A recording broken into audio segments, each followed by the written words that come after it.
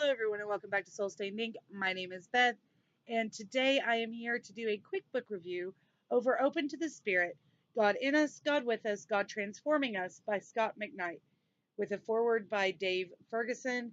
I was sent this uncorrected proof for review from Blogging for Books, and I don't know what to say about this. I knew that it was about the Holy Spirit and I wanted to kind of learn more. And Scot McKnight has a PhD in New Testament studies.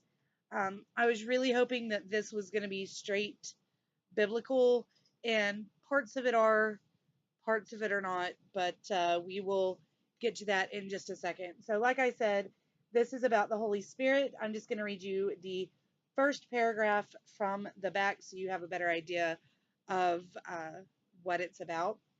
It says, "Why do we need the Holy Spirit? The identity of the Holy Spirit has perplexed believers for centuries.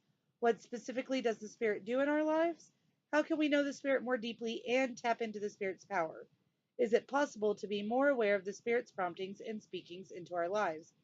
The answers are bigger and better than you've dared to imagine, because the issue isn't whether we can grow closer to the Spirit, but whether we are open to all that the Spirit offers."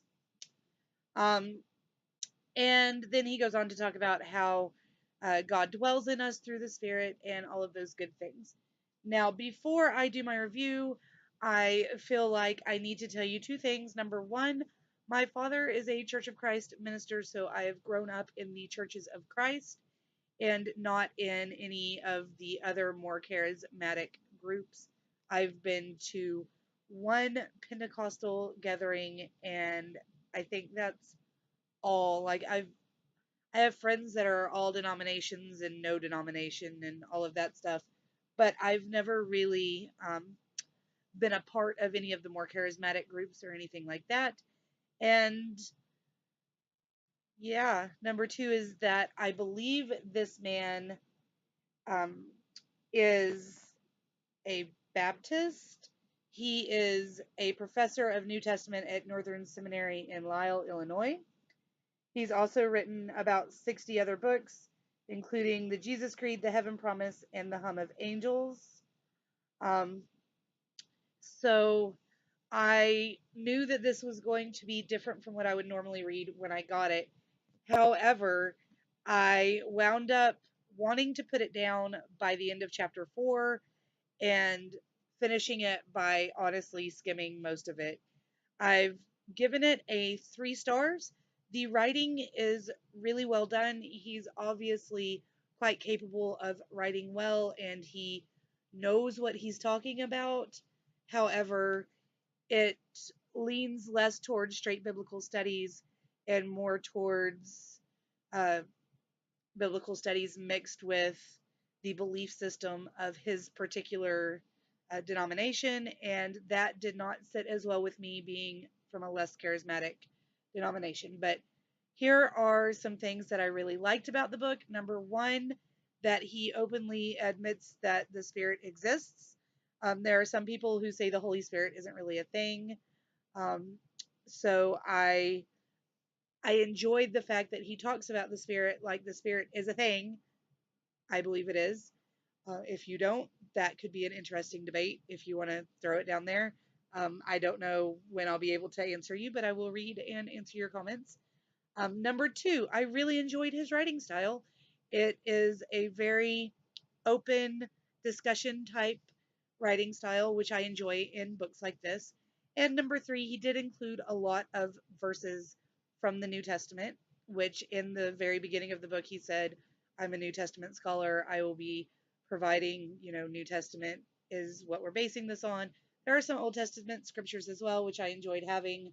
Um, but yeah, some things I did not enjoy were that, excuse me, were that he kind of picks and chooses. So he talks about Jesus was a man, but he then goes back and says, but Jesus was a human just like us, and he was just more open to the Spirit, so then God claimed him.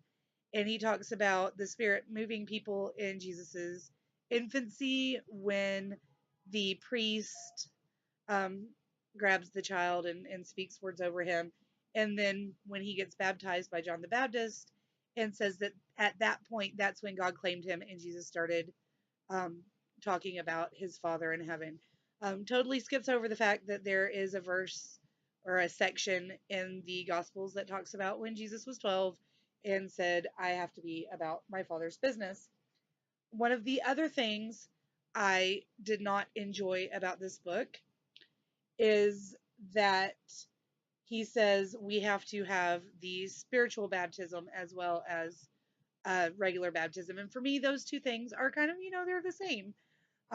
You can open your heart to God whenever, but then you still need to be baptized. And that's just my belief. Like I said, I'm Church of Christ. So I'm assuming if you're still watching this, you're not going to be offended by the fact that I said you should be baptized. Um, and then finally, the way he he speaks about what we need to do. There are some things that I loved, like, we need to practice more acts of kindness. We need to uh, allow ourselves to be open to hear the voice of God, things like that, which make a lot of sense. But then he talks about how when you do that, it's just all of a sudden going to come upon you and you're going to know what you're supposed to do. And that that doesn't make sense to me. And I know some people have this immediate, oh, this is what I'm going to do thing, but it's not a one size fits all. And I feel like this was more of a one size fits all kind of theology that he's preaching over here. So, like I said, good and bad things. I gave it about a 3 stars. Was not as amazing as I was hoping it would be, but there were some good points in it, and I really liked his writing style. So if you're looking to learn more about the Holy Spirit, or if you just find this sort of thing interesting, I would recommend you pick it up and decide for yourself.